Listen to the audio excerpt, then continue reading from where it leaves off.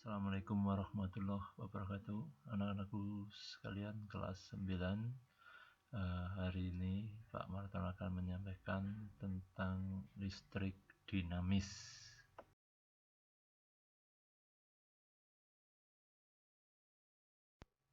Pada listrik dinamis yang akan kita pelajari yaitu KD-nya atau kompetensi dasarnya, yaitu menerapkan konsep rangkaian listrik, energi dan daya listrik, sumber energi listrik dalam kehidupan sehari-hari, termasuk sumber energi listrik alternatif, serta berbagai upaya menghemat energi listrik. Kemudian yang kedua adalah menyajikan hasil rancangan dan pengukuran berbagai rangkaian listrik.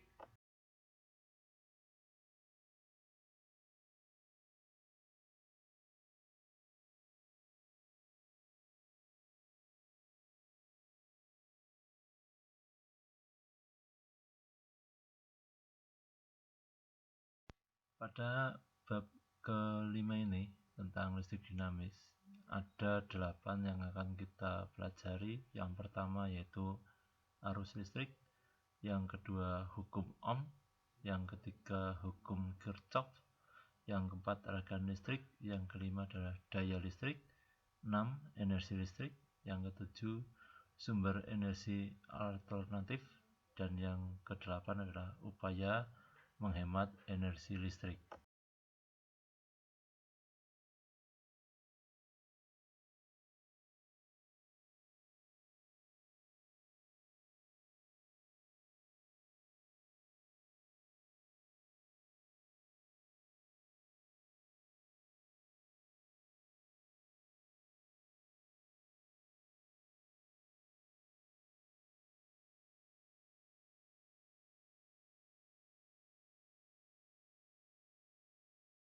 Kita mulai yang pertama, yaitu tentang arus listrik, di mana kalau kita perhatikan pada gambar media yang ada di PowerPoint ini, bahwasanya benda ada dua macam. Yang A ini adalah benda yang memiliki potensial tinggi, yang B memiliki potensial rendah.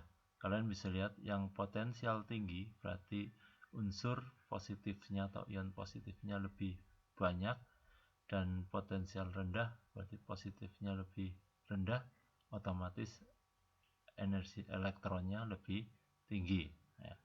Kemudian arus listrik ini dapat mengalir jika ada beda potensial. Kalian bisa lihat gambarnya. Di situ arus listrik akan mengalir dari potensial tinggi ke benda berpotensial rendah. Itu tanda panah yang warna merah. Sedangkan arus elektron ini akan mengalir dari arus yang berpotensial rendah ke benda berpotensial tinggi. Jadi pada dasarnya benda yang memiliki potensial tinggi akan memberikan arus listrik ke benda berpotensial rendah, sedangkan elektron berkebalikannya, dari benda berpotensial rendah ke benda berpotensial tinggi.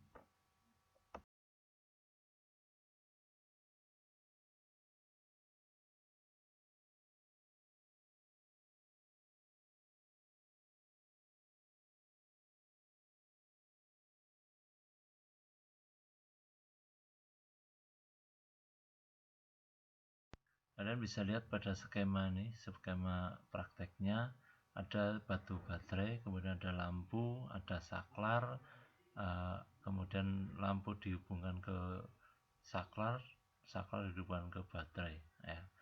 Di sana skemanya berarti positif dia akan menuju ke saklar, di saklar akan diteruskan ke lampu, dari lampu ke negatif. Itu arusnya, sehingga arus listrik akan mengalir dari positif menuju ke lampu, kemudian masuk ke negatif pada batu baterai. Sedangkan arus elektron itu dari negatif menuju ke positif, sehingga arus listrik ini adalah aliran muatan positif dari potensial tinggi ke potensial rendah, sedangkan arus elektron adalah aliran elektron dari potensial rendah ke potensial tinggi.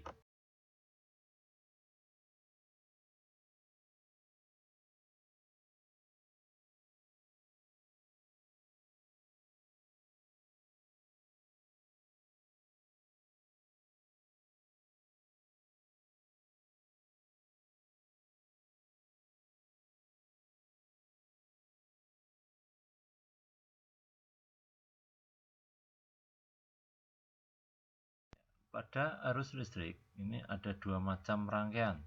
Yang pertama rangkaian terbuka, yang kedua adalah rangkaian tertutup. Nah, kalian bisa amati pada rangkaian terbuka bahwasanya lampunya mati, tidak menyala, dikarenakan saklar ini membuka, ya. Maka ciri-cirinya adalah rangkaian terbuka, lampu mati, arus listrik tidak mengalir, ya. Sedangkan rangkaian tertutup, ciri-cirinya kalian bisa lihat pada skemanya, lampunya menyala. Kenapa? Saklarnya terhubung sehingga ada arus listrik yang mengalir. Jadi arus listrik dapat mengalir jika dalam rangkaian tertutup. Kalau rangkaian terbuka, maka arus listrik tidak akan mengalir. Kalian sudah bisa membandingkan antara rangkaian terbuka dan rangkaian tertutup.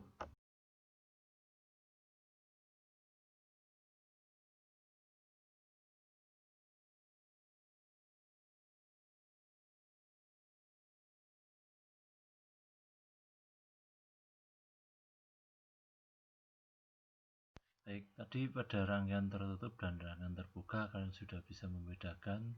Nah, apabila rangkaian tertutup, maka kuat arus listrik ini dapat kita hitung, di mana kuat arus listrik adalah banyaknya muatan yang mengalir pada penghantar tiap detik. Ya, berarti kita bisa hitung tiap detiknya. Secara matematis dirumuskan I sama dengan Q per T atau IQT, ya. I itu adalah kuat arus listrik, satuannya adalah ampere. Q ini adalah muatan, satuannya kolom, dan T adalah waktu, satuannya sekon. Pada rumus IQT, maka kita bisa mencari rumus yang lain atau kita kenal dengan rumus segitiga, ya. Bahwa kalau kita ibaratnya I10, Q-nya adalah 20, ya, maka T-nya adalah 2. Nah, kalau kita pengen mencari T, maka Q per I itu ada ketemunya T. Nah, kalau kita pengen mencari Q, maka I kali T. Itu adalah rumus segitiga itu.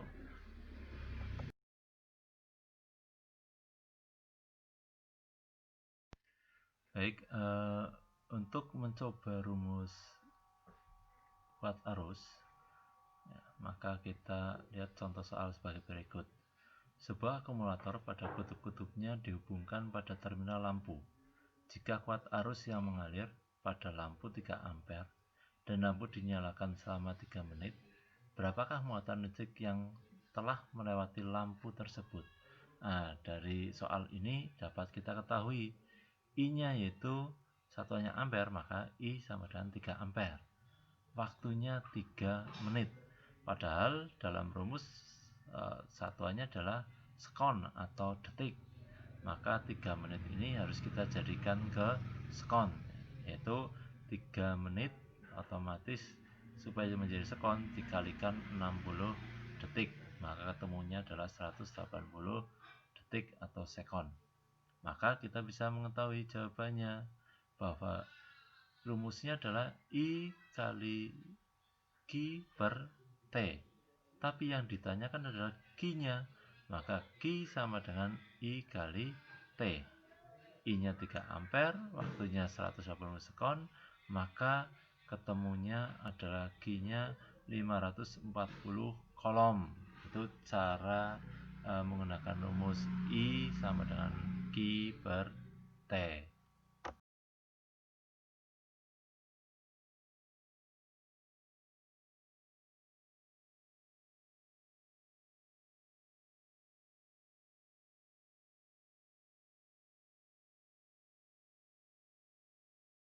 Oke, tadi kita mencoba mengetahui kuat arus listrik melalui perhitungan atau menggunakan rumus I sama dengan Q per T. Sedangkan yang selanjutnya adalah dengan menggunakan alat. Kalian bisa menggunakan alat ini, ya, namanya adalah ampere meter. Di sini ada gambar, di situ ada skala maksimal, ya. Kemudian skala yang ditunjuk oleh jarum, ya, jarumnya itu kelihatan.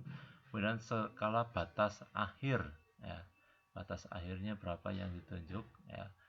Di situ ada pilihan 100 mA, 1 ampere, 5 ampere atau 10 ampere ya. Oke, caranya seperti ini ya. Nilai yang terukur, ini nilai yang terukur sama dengan nilai yang ditunjuk oleh jarum, ingat, yang ditunjuk oleh jarum dibagi nilai maksimum, dikalikan batas ukur ya.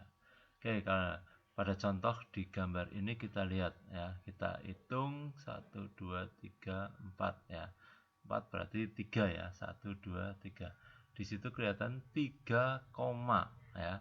3,4 ampere ya. 3,4 yang ditunjuk oleh si jarum ya.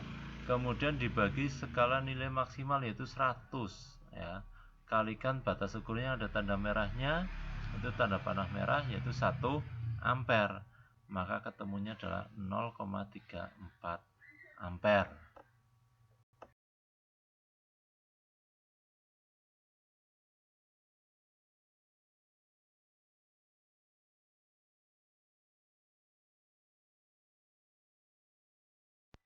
Ya, kemudian cara yang lain adalah untuk mengukur energi yang diperlukan untuk memindahkan muatan listrik tiap satuan waktu.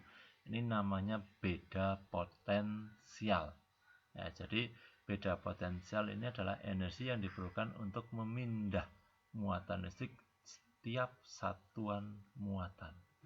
Secara matematis, beda potensial listrik dirumuskan adalah V sama dengan W per Q. V sama dengan beda potensial, satuannya adalah volt. W ini adalah energi, satuannya joule. Q adalah muatan, satuannya kolom. Ingat, tadi kalau IKT ya ada rumus segitiga, ini pun sama, ada rumus segitiga. Kalau kita mencari W ya sama dengan V kali Q. Kalau kita mencari Q ya W per V. Itu seperti itu. Dan pada beda potensial, 1 volt adalah untuk memindahkan muatan listrik sebesar 1 kolom, memerlukan energi sebesar 1 joule.